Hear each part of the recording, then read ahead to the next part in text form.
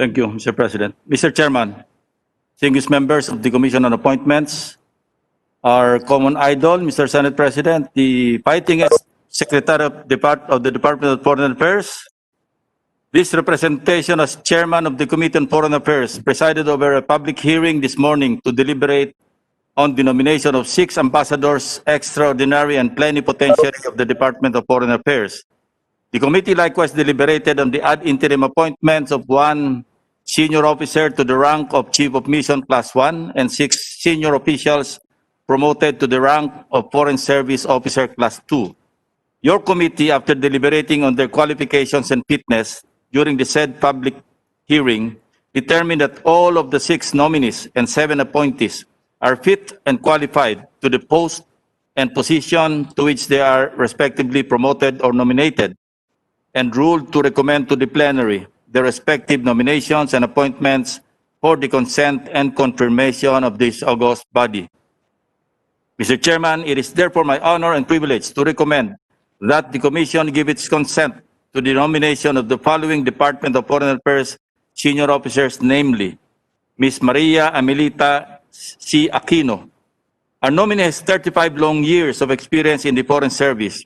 She started as a Foreign Service staff employee, 3, performing the functions of a clerk at the Office of the American Affairs, and worked her way up to assume important posts overseas, particularly at the Philippine embassies in Santiago, Chile, Mexico City, Mexico, Chongqing, China, and finally in Buenos Aires, Argentina, where she earned the distinction of being the first woman to assume the post of a Philippine ambassador to Argentina with concurrent jurisdiction over Bolivia, Paraguay, and Uruguay.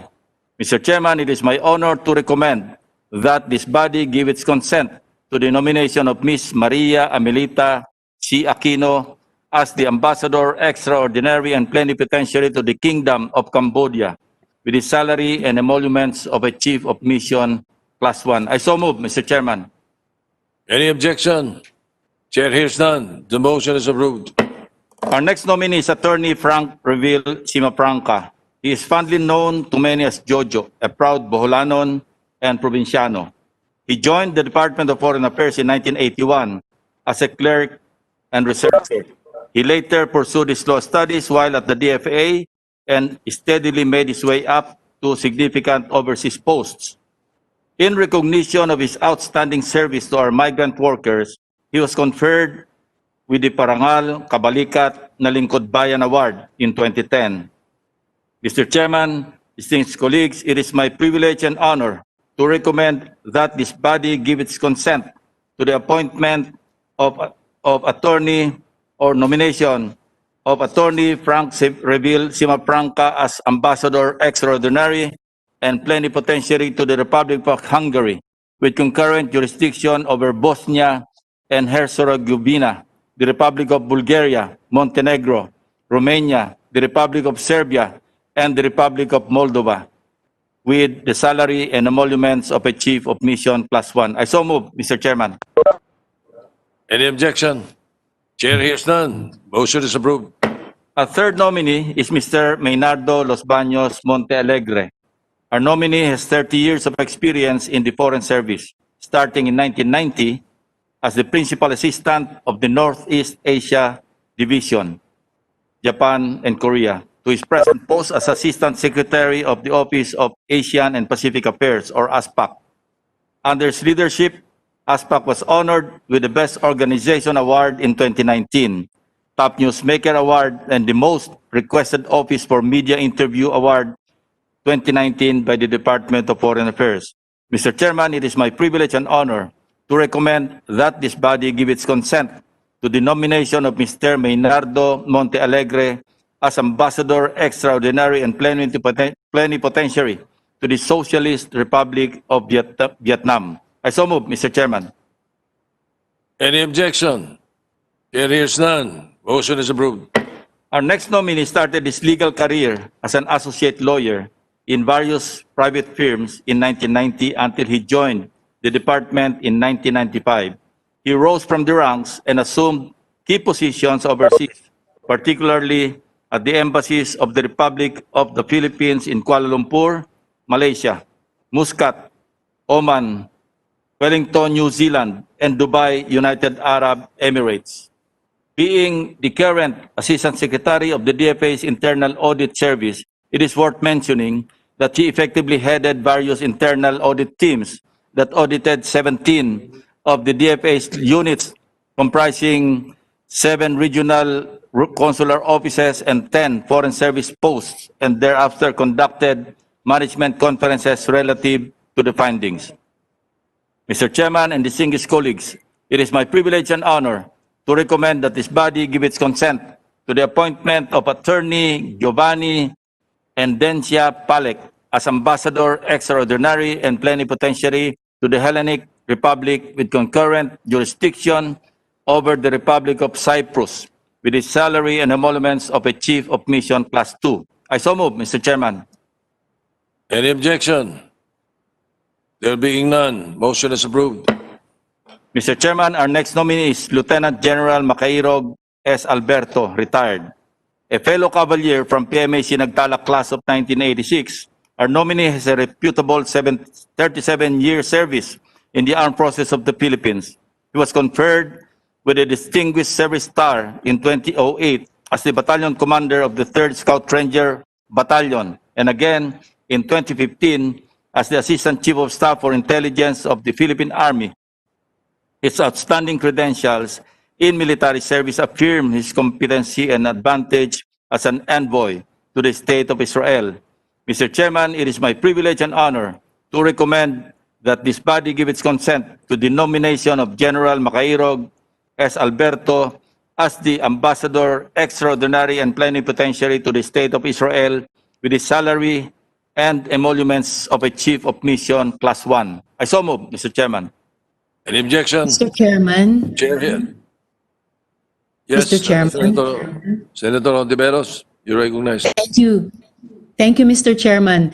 I'm proud and happy to support the confirmation of retired Lieutenant General Macairog Sabiniano Alberto, not only as Mista at the Philippine Military Academy, but also, and even more so now, as the Ambassador of our Republic to the State of Israel. Mabuhay po kayo, Ambassador. Thank you, Mr. Chairman. Senator Tolentino is recognized. The Chairman, likewise for Ambassador Alberto, I've known the man years ago. In fact, if I can recall, I attended his assumption ceremony as the Chief of the Philippine Army. I attended his retirement ceremony as Chief of the Philippine Army, and records would show that he has no pending case, never had a pending case, never had a case with the NBI, BIR, never had a derogatory record with the human rights, the Ombudsman, among other administrative agencies. Mr. Chairman, the position of Ambassador to Israel is very important. And if I would recall, his records would show that Ambassador Alberto is a devout Christian. The Bible would say, correct me if I'm wrong, that there is a certain island in the Genesis, and even in the book of Kings, called Ophir. And Ophir has been claimed by several writers as where King Solomon would get his gold to be delivered to Tel Aviv. In 1946, a pottery was discovered in Tel Aviv, indicating the presence of Ophir. Ophir is an island of gold, and some claim it is the Philippines. It is my hope, Ambassador Alberto, that you will not spend your time in Tel Aviv locating for that pottery or map to show where the gold is in the Philippines. My hope, General Alberto, Ambassador Alberto, is that you maintain the golden relationship between the peoples of the Philippines and Israel, more especially because that relationship was carved out and enshrined by a former Senate President, Manuel Luis Quezon. Maintain the golden relationship, maintain the golden hearts between Filipinos and Israelites, and you will be very successful, Ambassador Alberto. Thank you, Mr. Chairman. Thank you, Senator Tolentino. Any other seconding motion? All right. Any objection? The chair hears none. The motion is approved. Finally, Mr. Chairman, our last nominee is Mr. Muhammad Nordin Pendosina Noor Lomondot. He has been lauded for ably promoting the welfare of overseas Filipino workers, most recognized of which was the successful rescue of 10 Filipinas who were victims of abuse in Labuan, Malaysia, and which earned him one of his laurels, the Kalinga sa Kapwa Award by the Social Welfare Attaché.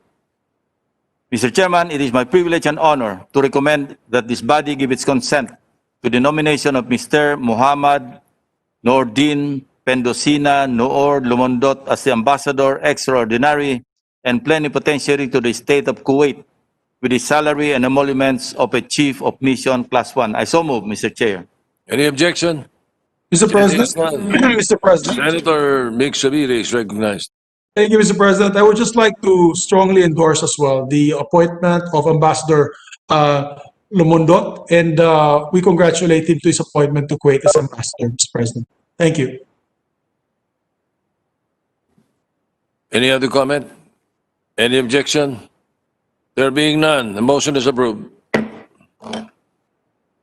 Mr. Chairman, it is likewise my honor and privilege to recommend to the Commission the confirmation of the ad interim appointment of Ms. Millicent Cruz Paredes, a lawyer by profession, who has passionately worked for the diplomatic service for more than 2 decades and is now serving as the Ambassador Extraordinary and Plenipotentiary to the Kingdom of Thailand and Permanent Representative to the United Nations Economic and Social Commission for Asia and the Pacific, to the rank of Chief of Mission Class 1. I so move, Mr. Chairman.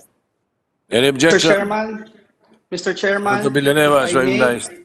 thank you very much. Please give me the pleasure of seconding the motion of our dear chairman, Ambassador Millicent Cruz Paredes. Hails from my hometown, Bukawe, Bulacan, and her dedication to the Foreign Service has led her to pursue an illustrious 25-year career, which included notable achievements such as the planning and organization of several ASEAN events, notably the 28th and 29th ASEAN Summit, the series of ASEAN meetings in the Philippines in 2017, and the 49th ASEAN Foreign Ministers meeting. And I can go on and on, Mr. President, Mr. Chairman. Again, I would just like to spread into the records this representation support to my kababayan and seconding the motion of our dear Chairman Ping Lacson. Thank you, Mr. Chair. So, any objection? There being none, the motion is approved. At this point, Mr. Chairman, let me recommend to the Commission the confirmation of the ad interim appointments of the following officials to the rank of Foreign Service Officer Class 2. Mr. Juan Carlos C. Borromeo. I so move, Mr. Chairman. Any objection? There being none, the motion is approved. Ms. Janina Lourdes S. Bustos. I so move, Mr. Chair. Any objection? Chair hears none, the motion is approved. Mr. Rainier Hayen Cassis. I so move, Mr. Chairman. Any objection? There being none, the motion is approved. Ms. Maria Charmaine D. Guevara. I so move, Mr. Chair. Any objection? Hearing none, approved. Mr. Alvin Castaneda Malasig. I so move, Mr. Chair. Any objection? Hearing none, approved. And finally, Mr. Jose Carlo Grimaldo Morales. I so move, Mr. Chairman. Any objection? Hearing none, approved.